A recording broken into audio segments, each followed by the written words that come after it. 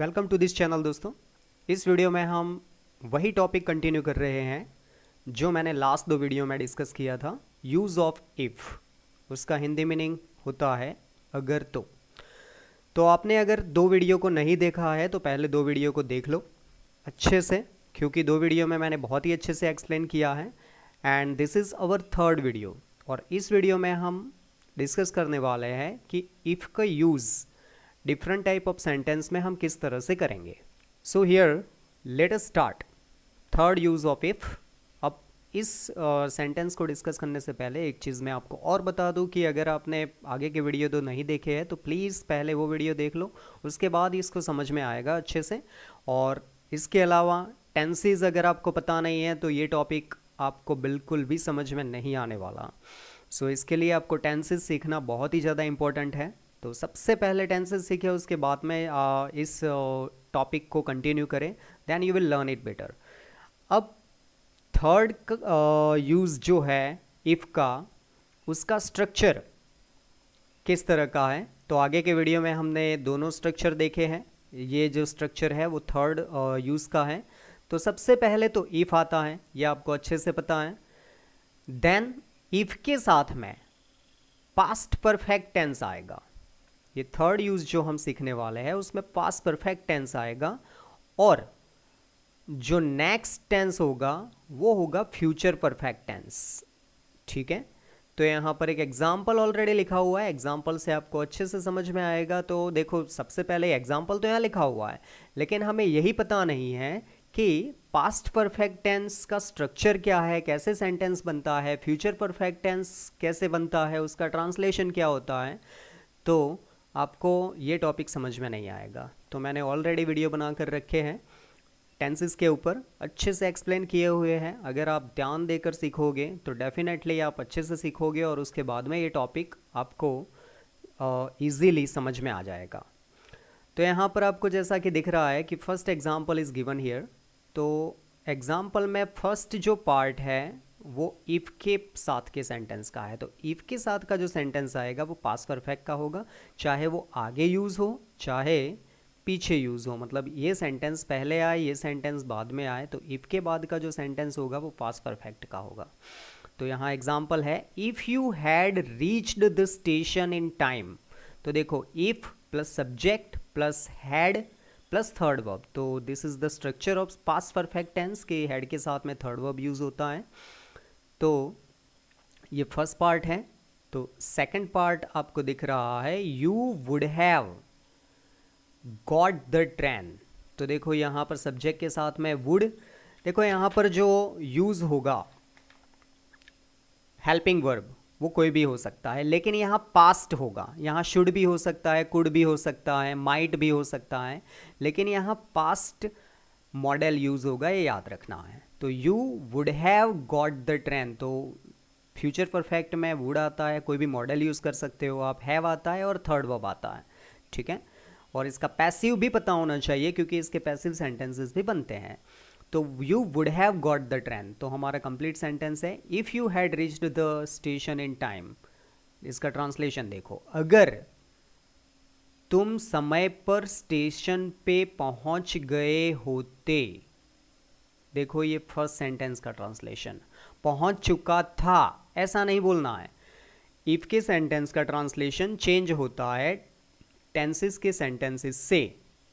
Generally head के साथ में जो थर्ड वर्ब हम यूज़ करते हैं और इसका ट्रांसलेशन करते हैं, तो इसका ट्रांसलेशन कैसा होता है, अगर हम यहाँ पर इफ़ को निकाल दें और सेंटेंस बोले कि you had reached the station in time, तुम समय पे स्टेशन पहुँच चुके थे, ये ऐसा बनेगा। लेकिन यहाँ पर सेंटेंस क्योंकि इफ़ के साथ का है, ट्रांसलेशन पूरी तरह से डिफरेंट होगा। अगर तुम स्टेशन पर पहुँच गए होते समय पे, है ना, तो you would have got the train, तो तुम्हें ट्रेन मिल गई होती या तुम ट्रेन में बैठ गए होते, ऐसा। तो इस तरह से इसका ट्रांसलेशन बनता है। देखो, सेकंड पार्ट का जो था और थर्ड पार्ट जो है, इसमें कन्फ्यूजन होती है। तो कन्फ्यूजन में सिर्फ आपको ये एक तो स्ट्रक्चर याद रखना है और ट्रांसलेशन। अगर ये सेकंड जो यूज़ है इफ का, अगर उसमें हमने सेंटेंस इसको ट्रांसलेट करें तो कैसे बनेगा, अगर तुम स्टेशन पर पहुंचे होते, ऐसा, ठीक है, पहुंचे होते या पहुंचते, ऐसा सेकंड पार्ट का बनेगा, सेकंड जो यूज़ है उसका बनेगा। और थर्ड का पहुंच गए होते, वो पहुंचते और ये पहुंच गए होते, तो तुम्हें ट्रेन मिल गई होती, और उसका चेंज क्या होगा, तुम्हें ट्रेन मिल जाती। ये सेकंड यूज़ का है, मैं डिफरेंस बता रहा हूँ, जब आप देखोगे तो समझ में आ जाएगा अच्छे से आपको। अगर सेकंड पार्ट देखोगे, second use of if, then you will understand it well. तो आपको अच्छे से समझ में आ गया इसका स्ट्रक्चर। और एग्जाम्पल्स हम डिस्कस करते हैं। Now you can see this is the second example. Second example मैंने हिंदी में लिखा हुआ है, हम इसका इंग्लिश में ट्रांसलेट करेंगे, ठीक है। फर्स्ट एग्जाम्पल हमने डिस्कस कर लिया है, तो सेकंड एग्जाम्पल हम खुद लिखेंगे, क्योंकि ये प्रैक्टिस होना बहुत ही ज़्यादा इंपॉर्टेंट है कि इस तरह से सेंटेंस लिखा जाता है। तो अच्छे से समझना है कि अगर उसने काम पूरा कर लिया होता तो टीचर के द्वारा उसे इनाम दिया गया होता।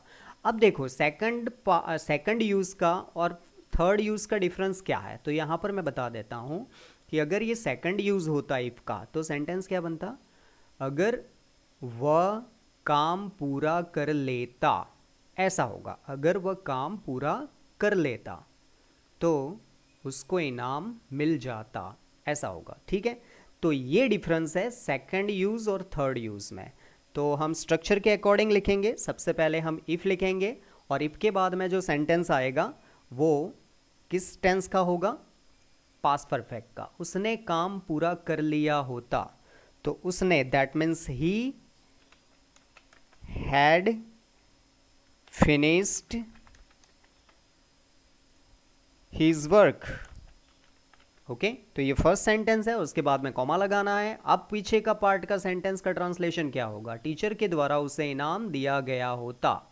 तो देखो ये जो सेंटेंस है वो पैसिव है, मैंने पैसिव को भी इसमें इंक्लूड किया है। तो ये सेंटेंस है वो पैसिव है, तो आपको पैसिव बनाना है किसके टेंस का, फ्यूचर परफेक्ट टेंस का। तो सबसे पहले जब पैसिव सेंटेंस का ट्रांसलेशन लिखते हैं तो हम ऑब्जेक्ट फाइंड आउट करते हैं, क्या दिया गया होता, इनाम। तो इनाम का इंग्लिश होता है द प्राइज। ओके, अब हेल्पिंग वर्ब, तो हेल्पिंग वर्ब में क्या आएगा, वुड और हैव।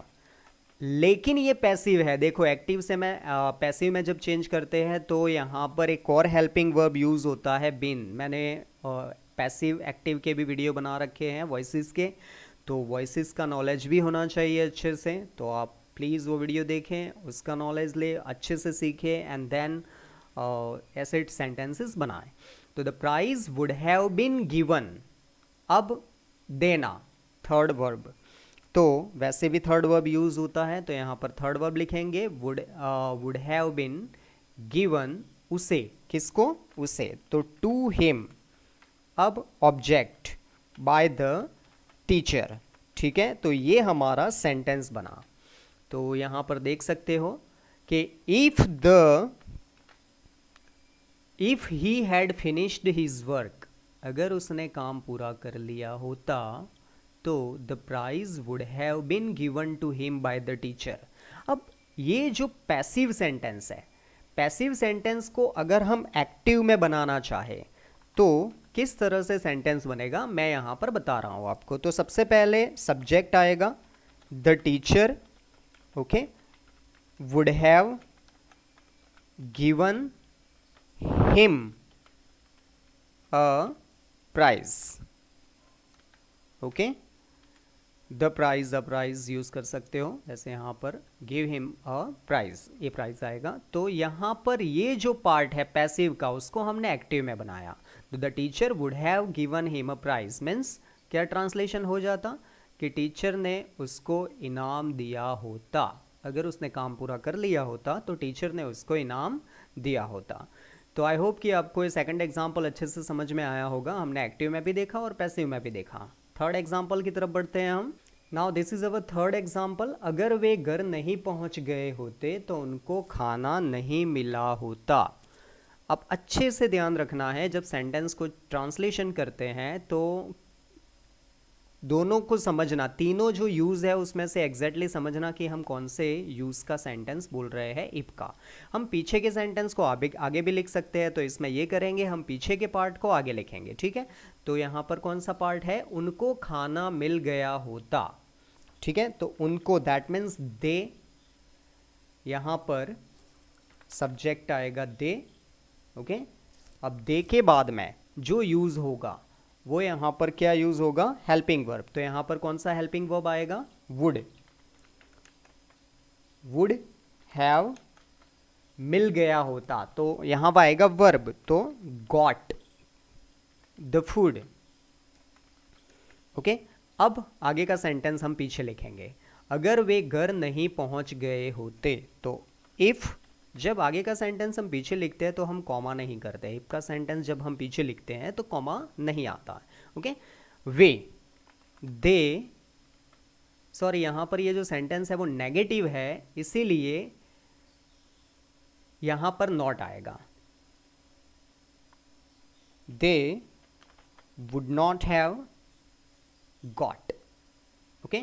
यहाँ पर नेगेटिव है सेंटेंस, अगर वे घर नहीं पहुंच गए होते, इफ दे, अब यहाँ पर कौन सा टेंस लिखना है हमें, पास्ट परफेक्ट का, और ये भी नेगेटिव है, if they had not reached home, okay. So this is our sentence, they would not have got the food if they had not reached home, ठीक है। इसका ट्रांसलेशन ये होगा, आगे का सेंटेंस पीछे, पीछे का आगे आप ऑल्टरनेट लिख सकते हो, if they had not reached home they would not have got the food, ऐसा भी करेक्ट है, ओके।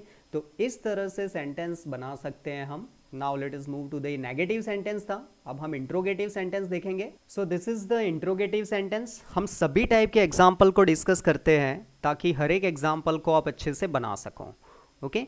तो यहाँ पर एक एग्जाम्पल है, अगर लड़कों ने उसे मदद नहीं की होती तो क्या वो मर गया होता, यहाँ पर मार है लेकिन मर आएगा, ओके। अगर लड़कों ने उसको मदद नहीं की होती तो क्या वो मर गया होता। देखो अब ये सेंटेंस इंट्रोगेटिव है, तो जब हम इंट्रोगेटिव सेंटेंस को चेंज करते हैं तो इफ का सेंटेंस है वो इंट्रोगेटिव नहीं बनता है, याद रखना है।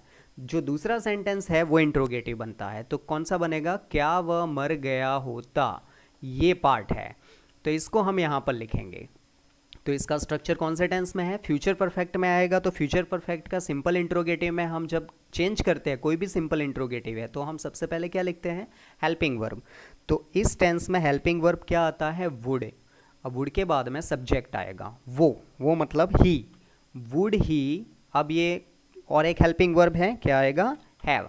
आप वीडियो को पॉज करके अपना खुद सेंटेंस बना सकते हो और फिर चेक कर सकते हो, कंपेयर कर सकते हो कि आपका सेंटेंस ग्रामेटिकली आपने करेक्ट बनाया है कि नहीं बनाया है, ओके। इस तरह से आप इम्प्रूव कर सकते हो अपने सेंटेंसेस को। तो वुड ही हैव, अब मरने का इंग्लिश होता है डाइड, थर्ड वर्ब लिखना है, वुड ही हैव डाइड।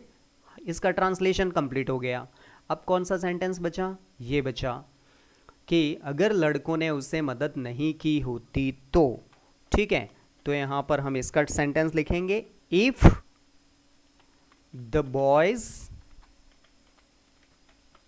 अब ये कौन से टेंस का लिखना है, ये भी आपको याद रखना है कि फ्यूचर परफेक्ट आ गया, तो अब इसमें क्या आएगा, पास्ट परफेक्ट, ठीक है। The boys had not helped him, ठीक है, और पीछे क्वेश्चन मार्क। तो इस तरह से सेंटेंस बनेगा, would he have died if the boys had not helped him. तो ये समझना है कि जब हम ट्रांसलेशन करते हैं तो इंट्रोगेटिव पार्ट पहले आता है और इफ का सेंटेंस इंट्रोगेटिव नहीं बनता है, दूसरा पार्ट बनता है, ठीक है। तो ये याद रखना है अच्छे से। और ब्लैंक्स इसकी जब आती है तब क्या आता है, तो इसमें दो स्ट्रक्चर होते हैं। तो एक स्ट्रक्चर दिया होता है और एक स्ट्रक्चर नहीं दिया होता है।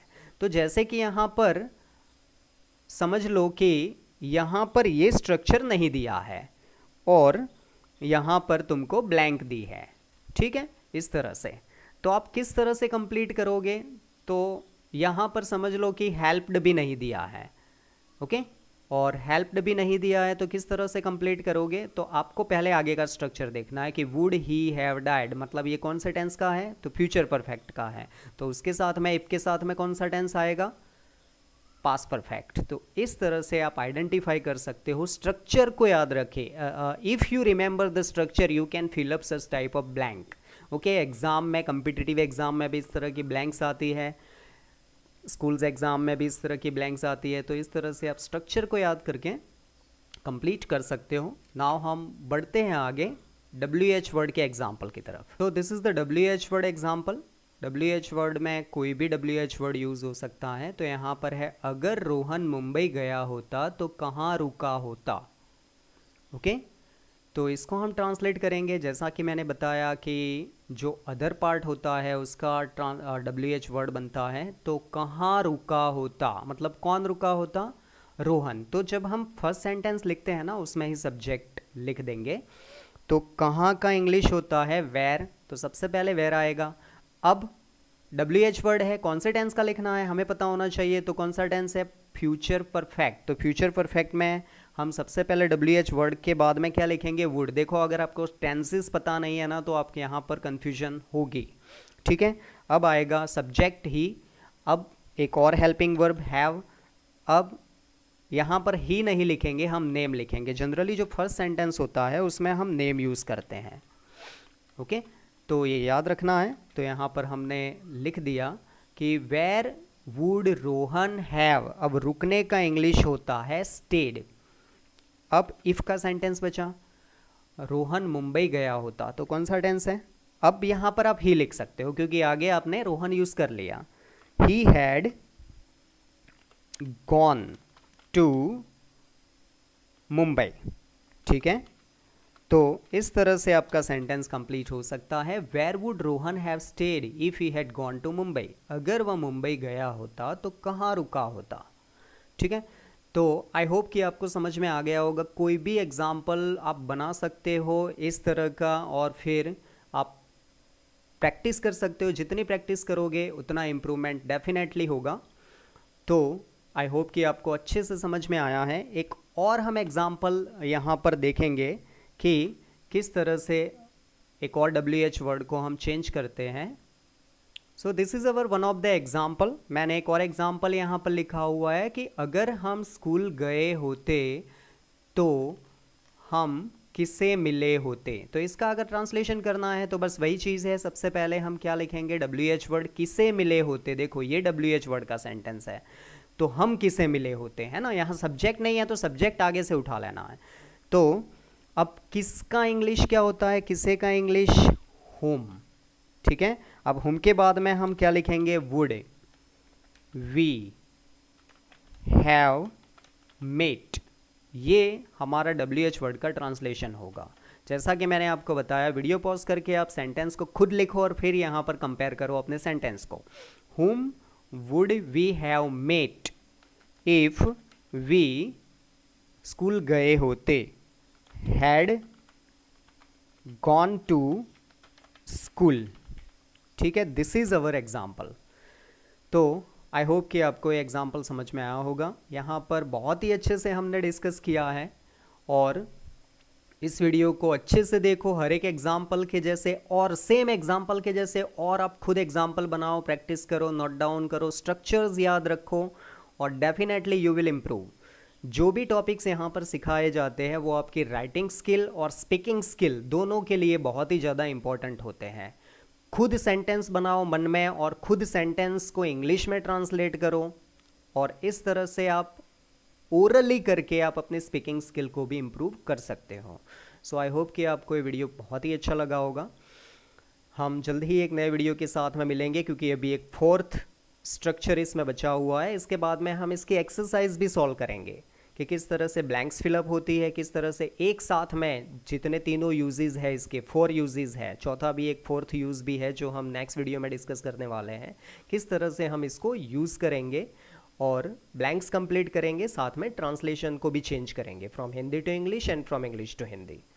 सो thank you very much for watching this video. We will meet soon with a new video. Till then, take care.